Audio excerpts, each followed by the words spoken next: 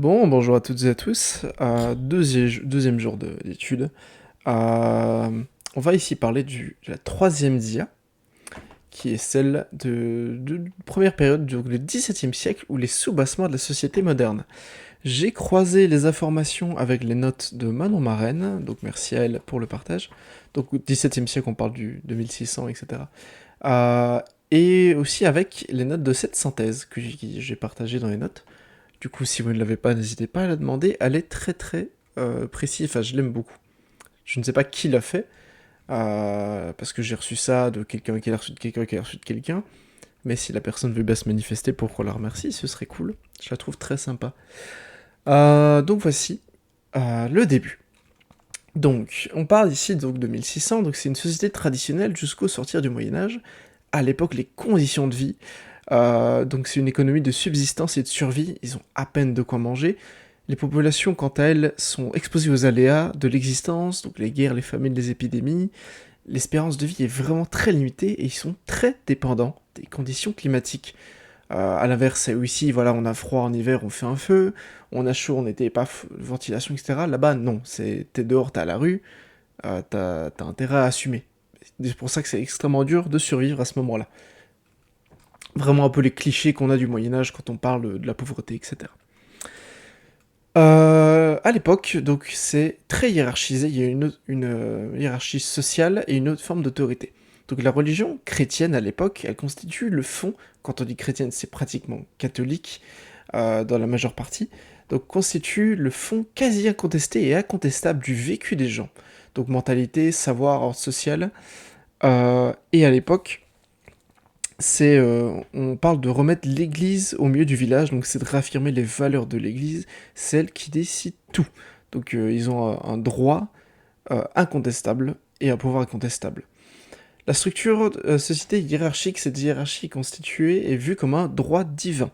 Alors quand on parle de droit divin, permettez-moi que je regarde la feuille, donc on parle de, paf, hiérarchie de droit divin, donc modèle féodal, et la féodalité, c'est à l'origine un système politique reposant sur le fief, une terre ou un bien mobilier, concédé par un suzerain à son vassal, lequel est tenu en échange de lui fournir foi et hommage. Donc en gros, vous arrivez sur les terres d'un type, qui est le roi, qui est le mec à qui appartient les terres, il vous donne le logis et il vous prête ses terres, mais vous devez absolument écouter tout ce qu'il dit. Vous avez foi et hommage envers lui. Donc c'est vraiment le cliché d'un roi de l'époque où vous faites ce qu'il vous dit de faire. Ensuite, la coutume et le fait du prince règle la vie des gens. Donc la coutume de l'époque, donc d'écouter l'église et le droit divin des personnes qui nous hébergent. Donc il y a la hiérarchie. En plus des faits du prince, règle la vie des gens. Quand on parle de faits du prince, ce sont les décisions du prince qui possède les terres sur lesquelles on vit. Donc, encore en lien avec la hiérarchie. Donc c'est l'église et la personne hiérarchiquement au-dessus de nous qui décide de comment on vit, de ce qu'on fait. À l'époque, la vie sociale est très mélangée. Donc dans les campagnes, comme dans les bourgs et les villes, la vie des gens se passe surtout en public. Il n'y a aucune intimité familiale, ça n'existe pas à ce moment-là. Les gens d'origine sociale et diverses se côtoient sans problème à ce niveau-là. Donc il n'y a pas trop de soucis, les gens, il y a quand même une bonne entente, mais tout le monde vit dans la rue. Enfin dans la rue, ils ont quand même peut-être des endroits où loger, mais tout le monde vit dehors, alors que nous, ici, on vit chez nous. Euh, Ensuite, donc ici, si vous avez suivi les dia 2 et l'amour en plus, ça va vous rappeler beaucoup de choses. Donc c'est à l'époque, la famille, comment est-ce elle s'effectue? C'est que la place de l'autorité du père est centrale et la femme est subalterne. Donc c'est l'analogie du berger. Comme si vous vous souvenez bien, il y a le père qui a de l'influence sur la femme, qui a de l'influence sur l'enfant. Le père a la plus grande influence sur l'enfant, mais la mère en a aussi sur l'enfant, mais elle n'a aucune influence sur le père. Enfin bref. Donc l'analogie du berger qui se trouve juste ici. Voilà, paf, celle-ci.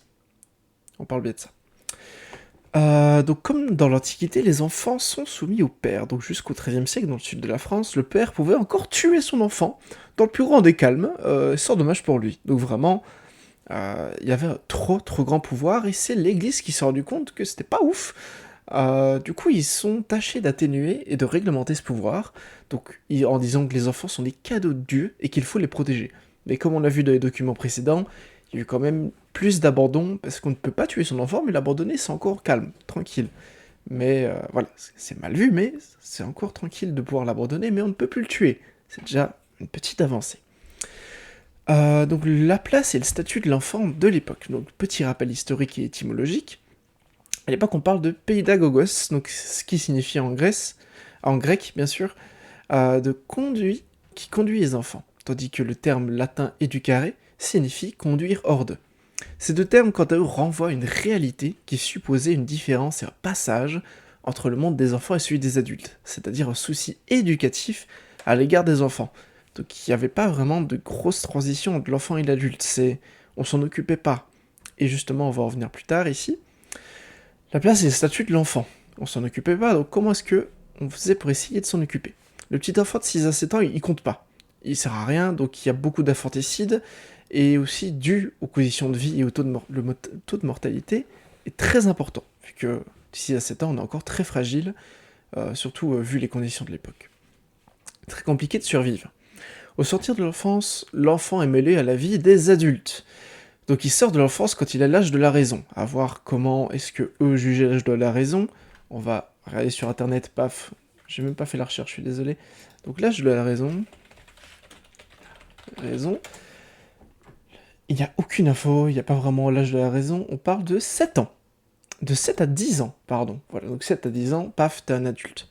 L'apprentissage, parce qu'il n'y a pas vraiment d'éducation, donc l'apprentissage va se faire hors de la famille, chez un maître, où l'enfant est envoyé de ses 7 ans pour une durée de 7 à 9 ans.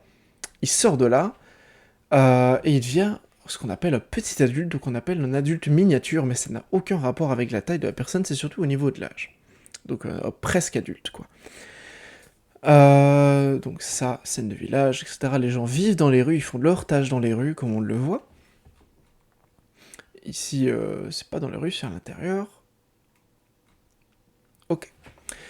Là, très important, on parle de pauvreté, alors comment est-ce que ça se passe? Donc, en Occident chrétien, le double statut de la pauvreté et de la misère. Elles font partie, la pauvreté et la misère, de l'ordre des choses, c'est normal.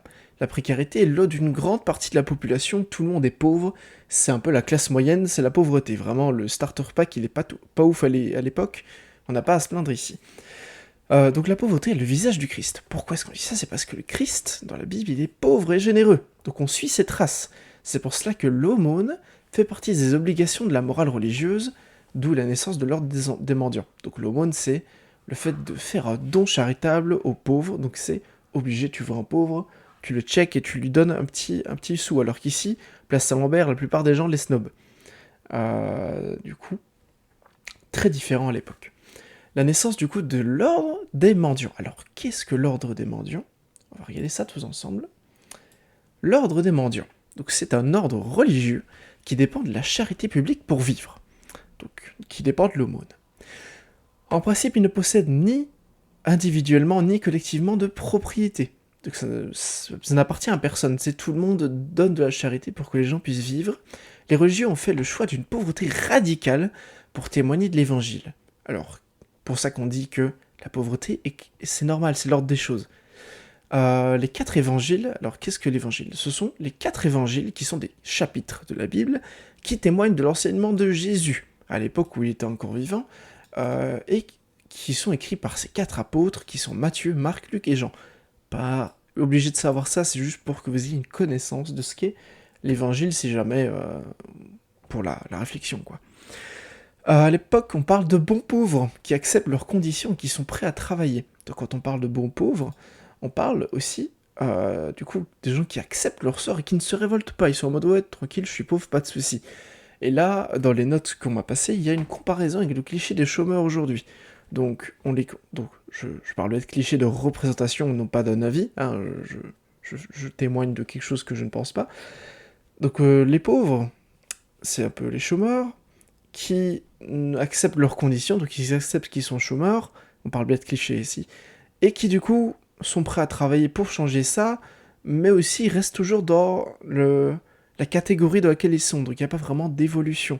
C'est un peu comme l'époque. Alors évidemment je parle de clichés, c'est pas du tout ça dans la réalité, on le sait bien, mais voilà.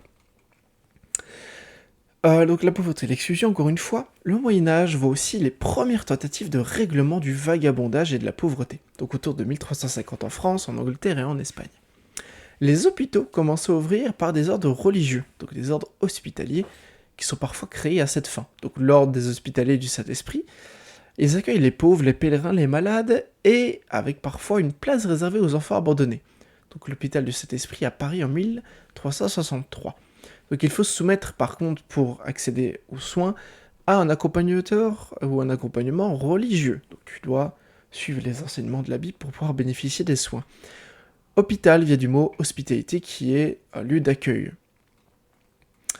La société... là je suis en train de relire le gros titre, pardon. Pauvreté et exclusion. Les malades de la LEPS ne sont pas accueillis. Quant à eux, dans les hôpitaux, ils sont stigmatisés. Cette maladie se développe autour du XIIe siècle pour régresser après le XIVe siècle. Les lépreux font peur, ils sont exclus, parce que c'est extrêmement contagieux comme maladie, et c'est plutôt gore aussi.